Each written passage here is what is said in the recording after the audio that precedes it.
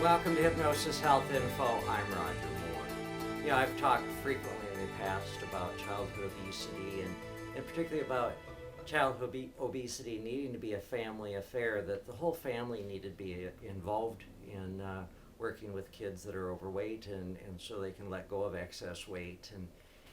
And so I was particularly interested when I came across a study last week on August 19th of 2011 in WebMD. And it says motivating overweight kids to exercise starts with their biggest role models, their parents. It's one of those tricky parental situations. How do you encourage an overweight child to exercise without causing the child to reject exercise altogether as a kind of parent-enforced chore? It turns out that encouraging a child to exercise doesn't have to be all that tricky. Parents wield a great deal of influence over their child's exercise habits, pediatric sports experts say. Believe it or not, your kids look to you as an exercise role model. Parents need to be setting a good example. Since exercise is not included in schools, children need to have planned exercise in their life. If they're not involved in youth sport or an active lifestyle with their friends, their parents should insist on an hour each day of moderate to vigorous activity for both health and prevention of weight gain. Research studies show that parents' attitudes about exercise and weight loss play important roles in a child's weight loss effort. At least one parent must participate in the weight loss process for any hope of long-term success, according to a 1996 study published in the International Journal of Obesity and Metabolic Disorders. Another important reason to get the whole family involved is that obesity runs in families. Obese parents tend to have overweight children. For young children, if one parent is obese, the odds of the child being obese as an adult is threefold. Whereas if both parents are obese, the odds of that child will be obese as an adult increases to more than tenfold. Although the causes of obesity involve many factors, environment strongly influences the degree of overweight. Parental involvement has never been more important.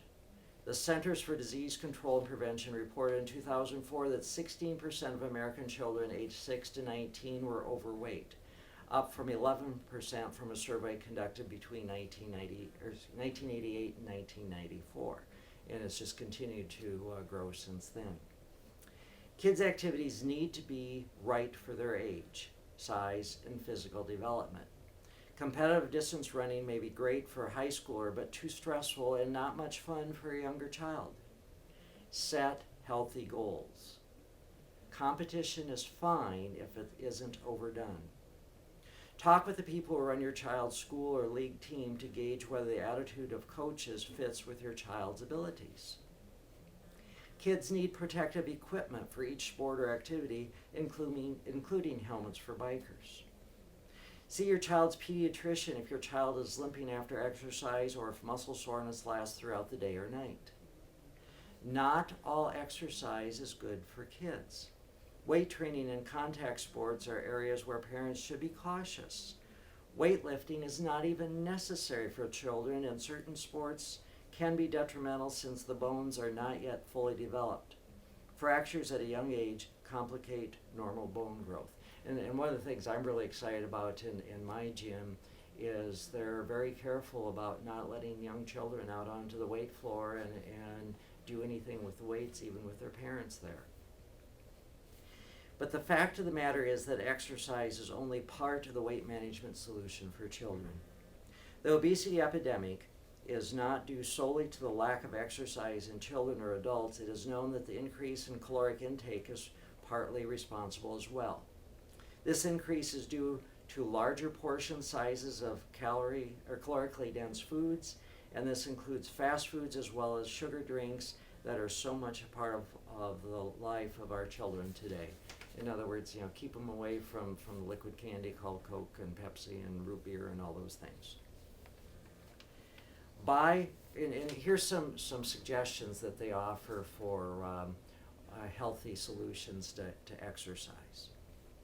Buy toys and gifts that promote physical activity. Assign household chores such as yard work, washing the car, cleaning house, and snow shoveling, which count as forms of exercise too. Encourage job-seeking kids to look for active jobs: bicycle messenger, paper carrier, lawn service. Find fun, physically active ways to celebrate special occasions. And exercise, or add exercise to weekend plans. Go hiking, go fly a kite, go swimming.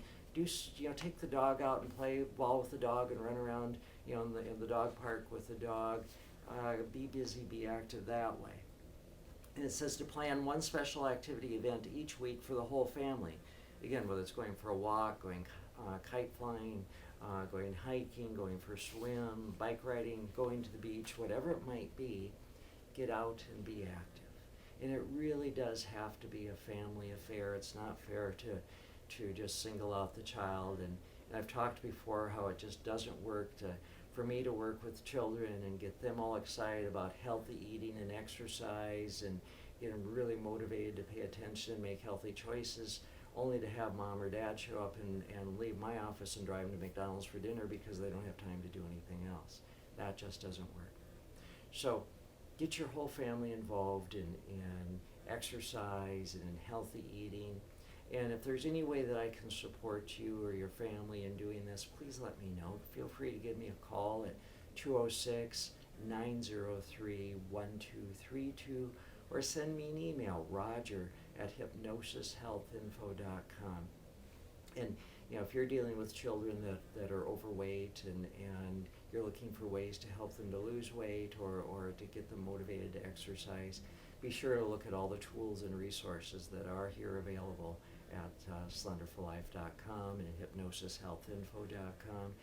And I really encourage you, in fact I wrote this in a blog post earlier this week, teach your children self-hypnosis. I personally think self-hypnosis should be taught to preschoolers and to kindergartners and reinforced in every grade throughout school and on into college and throughout life, because not only can it become a very powerful tool that they're going to use around school and doing their homework and taking tests, they can use it in sports and sports performance, they can use it in any musical instrument or other activity that they might do, they can use it to manage stress and healthy eating.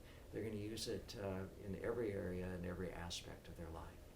So again, look at the tools and resources here at Hypnosis Health Info and at slenderforlife.com, and give me a call, send me an email. Let me know how to support you.